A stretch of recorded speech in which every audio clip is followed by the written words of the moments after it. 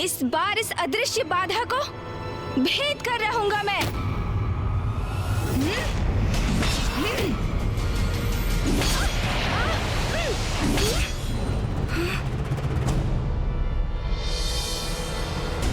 माँ, माँ, मैं आपका पुत्र गणेश हूँ, किंतु मैं भीतर क्यों नहीं जा पा रहा हूँ? माँ, मुझे अपने निकट बुला लीजिए। माँ, माँ, मुझे अपने निकट बुला लीजिए। माँ, माँ, मुझे अपने निकट बुला लीजिए। माँ।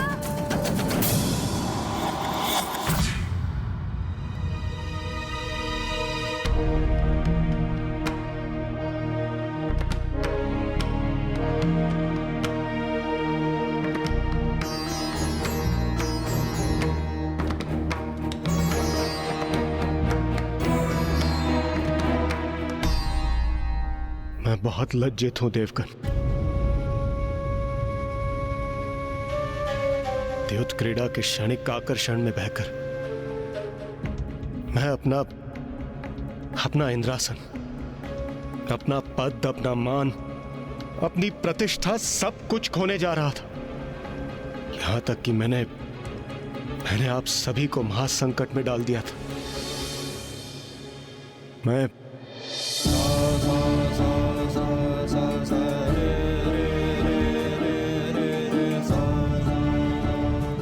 अपने क्षणिक आवेग के कारण मुझसे जो भूल हुई,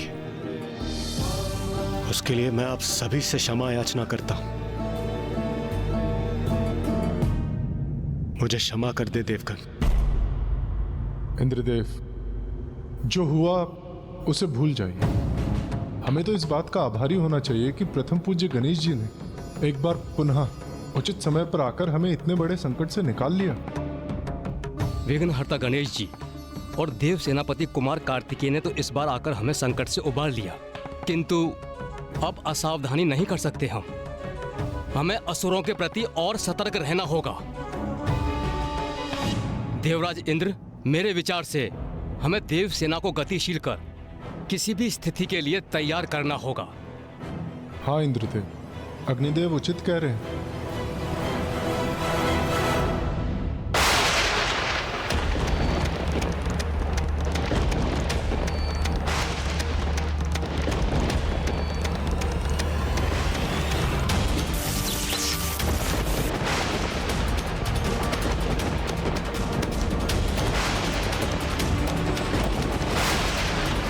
ये विद्युत रेखाएं, ये भूकंपन, ये अवश्य किसी संकट की सूचना है। देवगण, हमें चलकर देखना चाहिए। चलिए।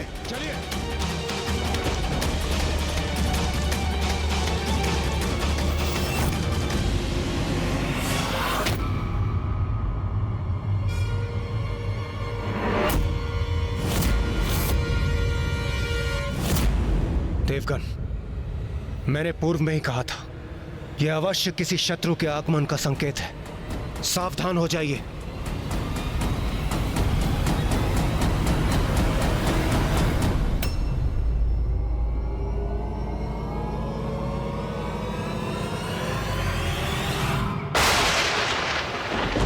देवगण, अपने अपने अस्त्रों का आवाहन कीजिए।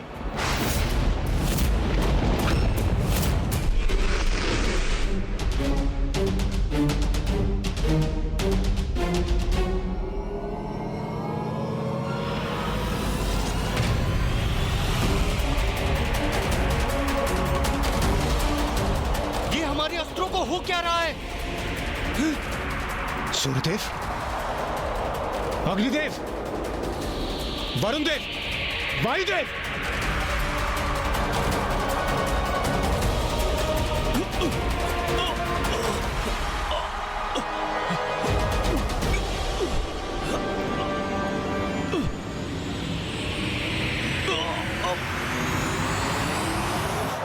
ये क्या हो रहा है? हमारे शस्त्र सीधा ऊपर कैसे जा रहे हैं?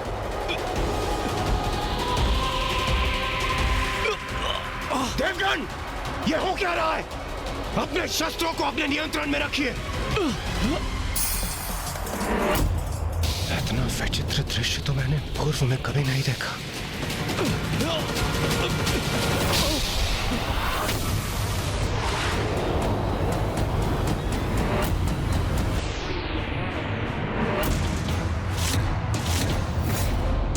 ये शस्त्र गतिशील होकर ऊपर की ओर कैसे उठ रहे हैं? क्या हो रहा है ये?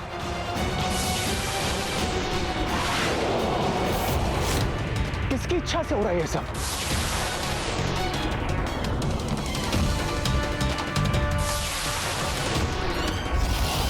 देवगण, हमारे शस्त्र एकत्रित होकर एक दूसरे से संयुक्त हो रहे हैं।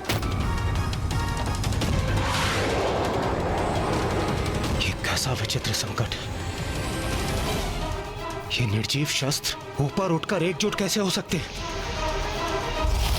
अब हमारे अस्त्र शस्त्र जीवंत हो रहे हैं। देखिए इंद्रदेव,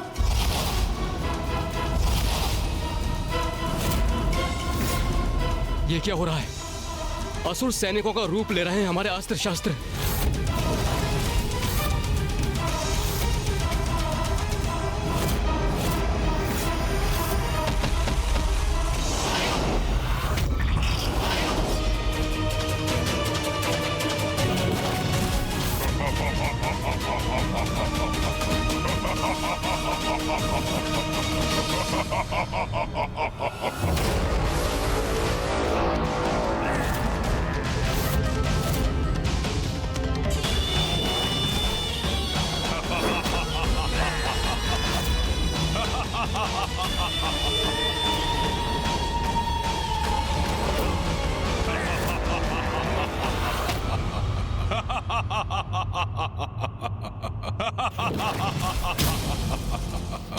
क्यों देवराजेंद्र, पहचाना मुझे? मैं हूँ शुंभ का प्रधान सेनापति धूम्रलोचन। हाँ इंद्रदेव, मैं हूँ धूम्रलोचन। युद्ध क्रीड़ा में विजय नहीं होना था इंद्रदेव, किंतु हो गए। अब तुम्हें उसका मूल्य चुकाना ही होगा। माँ, मुझे अपने निकट बुला लीजिए माँ। माँ, मुझे अपने निकट बुला लीजिए माँ। माँ, मुझे अपने निकट बुला लीजिए माँ। पुत्र गणेश, माँ, मुझे ज्ञात है तुम मेरे निकट हो। मैं भी तुमसे भेंट करने के लिए व्याकुल हूँ, किंतु मैं तुम्हें भीतर आने की अनुमति नहीं दे सकती पुत्र। किंतु क्यों माँ? माँ, मैं आपको वचन देता हूँ, मैं यहाँ पर अधिक समय तक नहीं रुकूंगा। बस आपसे भेंट कर यहाँ से चला जाऊंगा माँ। पुत्र गणेश, तुम्हें तो ज्ञात है कि मैं यहाँ एक बड़े उद्देश्य के लिए आई हूँ, जिसके कारण मेरे पास मात्र स्त्रियां ही रह सकती हैं। इसीलिए मैं तुम्हें यहाँ बुलाने में असमर्थ हूँ। यदि तुम्हें मुझसे भेंट करनी है तो तुम्हें भी नारी रूप धारण कर यहाँ आना होगा, अन्यथा तुम्हारा यहाँ आना असंभव है। अन्यथा तुम्हारा यहाँ आना असंभव है। नारी रूप माता? किंतु ये कैसे संभव है? मैं तो एक पुरुष हूँ। ओ अग्निदेव, हमारा सामना करने हेतु देव सेना को तैयार करना चाहते थे ना तुम? तो इसके प्रति उत्तर में अब हम तुम्हें चकित कर देते हैं।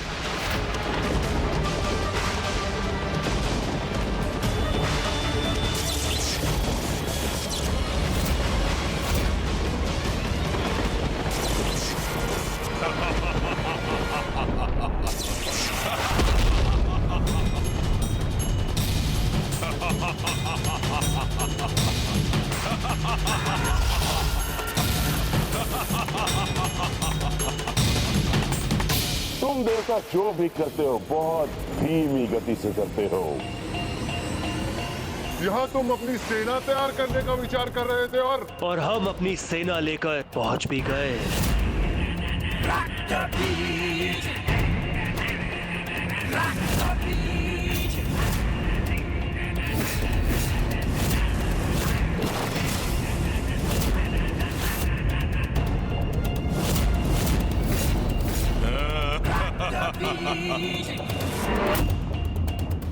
तो ये है देवराज इंद्र का राजभवन।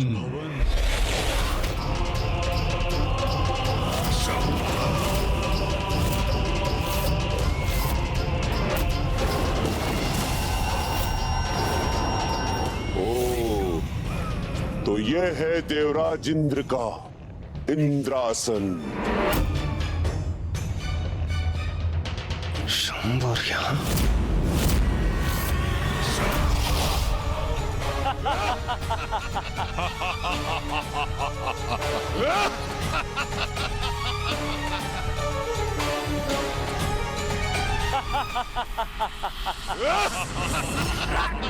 क्या हुआ इंद्रदेव? हमारी चकित कर देने वाली ये भेंट क्या तुम्हें भाई नहीं इंद्रदेव? इन दुष्टों ने हमें चारों ओर से घेर लिया है देवगण।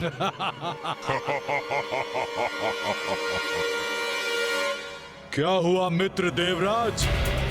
तुम्हें हमें देखकर प्रसन्नता नहीं हुई क्या? अरे हमने तो सुना था कि स्वर्ग में मित्रों का स्वागत बड़ी धूमधाम से होता है।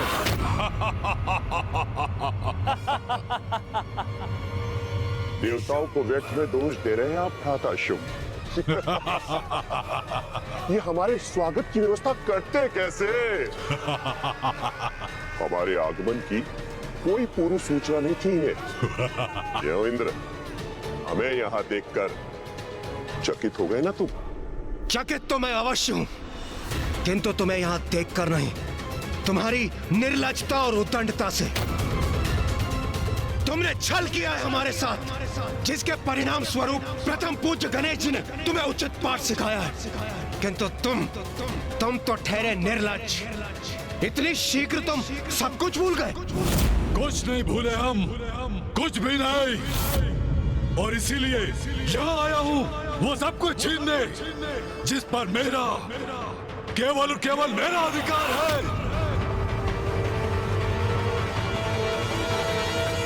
माँ ने तो बस एक संकेत दिया है कि इस द्वार के पीछे जाने के लिए मुझे नारी रूप लेना होगा।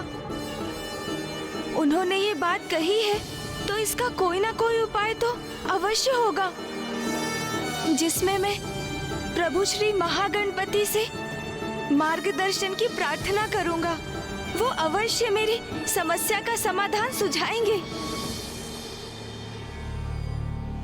श्री महागणपति, मुझे मार्ग दिखाइए, दर्शन दीजिए प्रभु, दर्शन दीजिए।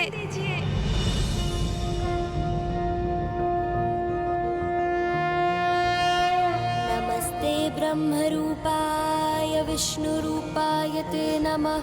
नमस्ते रुद्ररूपाय करिरूपाय ते नमः। विश्वरूप स्वरूपाय नमस्ते ब्रह्मचारिणे। भक्त प्रियाय देवाय नमस्तुभ्यं विनायक। ओम सिद्धि बुद्धि सहिताय महागणपतये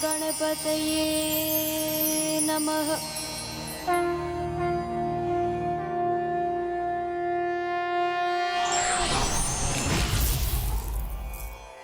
पुत्र गणेश। प्रणाम श्री महागणपति जी। मुझे ज्ञात है गणेश, तुम्हारी मन की दुविधा बढ़ती जा रही है। हाँ प्रभु, मैं असंभव को संभव कैसे करूं? नर से नारी कैसे बनूं? अन्यथा माँ से भेंट करने का और क्या उपाय है मेरे पास प्रभु? पुत्र गणेश, संसार की रचना पुरुष और उसकी शक्ति अर्थात नर और नारी के मिलन से ही हुई है। इसलिए नारी तत्व तो स्त्री पुरुष सभी में उपस्थित है। पुत्र, तुम्हें भी अपने भीतर के उस नारी तत्व को उजागर कर स्त्री रूप धारण कर माता के पास पहुंचना होगा। मेरा मार्गदर्शन करने के लिए आपको कोटि कोटि धन्यवाद प्रभु।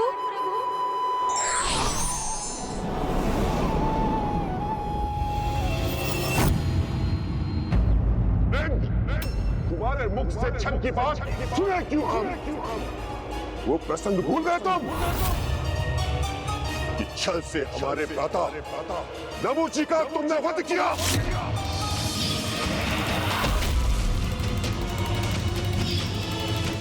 उसका फल तुम्हें और तुम्हारे देवताओं को अवश्य भोगना होगा। अवश्य तुम्हारे पापों का चिंतन प्राप्त होगा तुम्हें। वार्तालाप का समय अब समाप्त हुआ। सैनिकों, आक्रमण!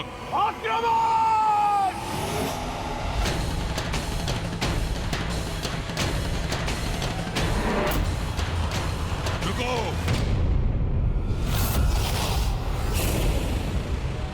जितने अस्त्र तुम उठाओगे उतनी ही मेरी शक्ति बढ़ाओगे अग्निदेव।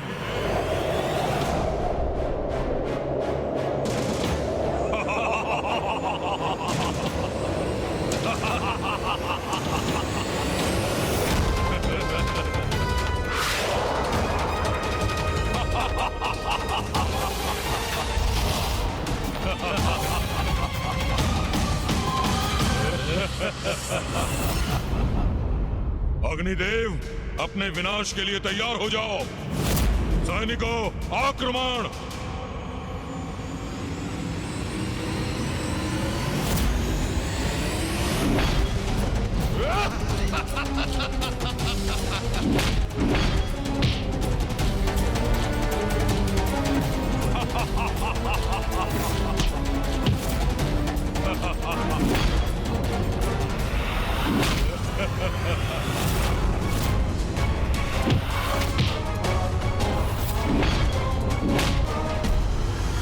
वरुण देव, मेरी शक्ति के समक्ष नहीं टिक सकोगे तुम। कौन किसके समक्ष टिकने का सामर्थ्य रखता है, यह भी ज्ञात हो जाएगा रक्तबीज।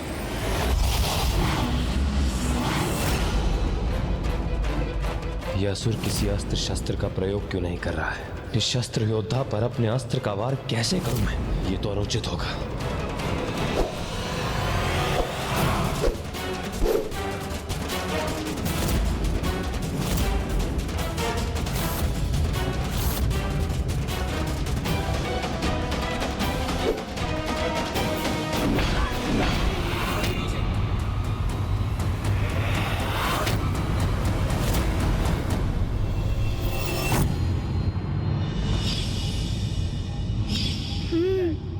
वो मेरा नारी स्वरूप था जिसे मैंने जल में देखा था। यदि मुझे अपने भीतर छिपी नारी शक्ति को उजागर कर उसे सार्थक करना है तो मुझे उन सर्वोच्च नारी शक्ति से प्रेरणा लेनी होगी जो मेरे जीवन की स्रोत है, मेरे निकटतम है।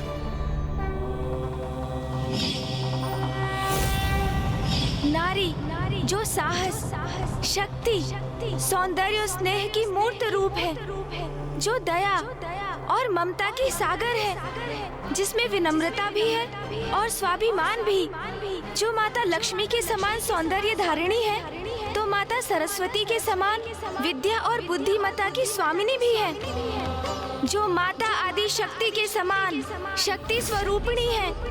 आज मैं पार्वती नंदन गणेश मुझ में छिपी उसी नारी शक्ति का आवाहन करता हूँ।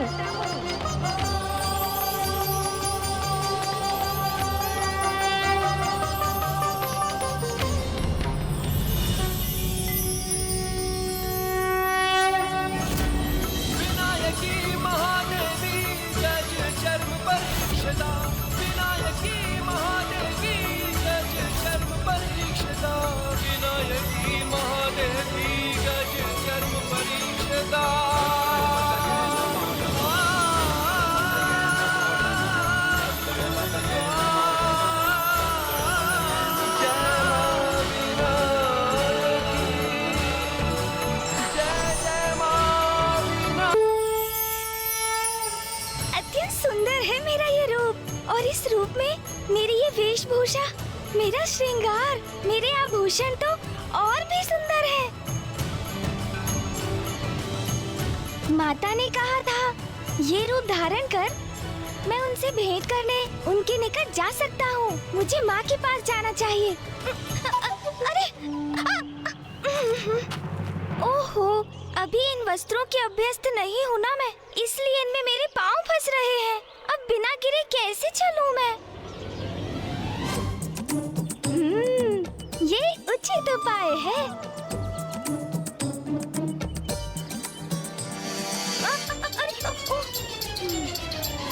ओहो, फिर लड़खड़ा गई मैं। इसे थोड़ा और ऊपर पकड़कर चलती हूँ।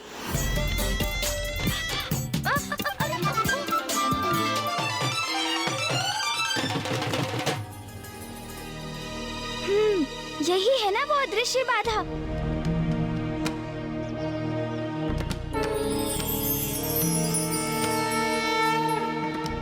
अब तो उसे पार कर आगे बढ़ने में मुझे तनिक भी कठिनाई नहीं।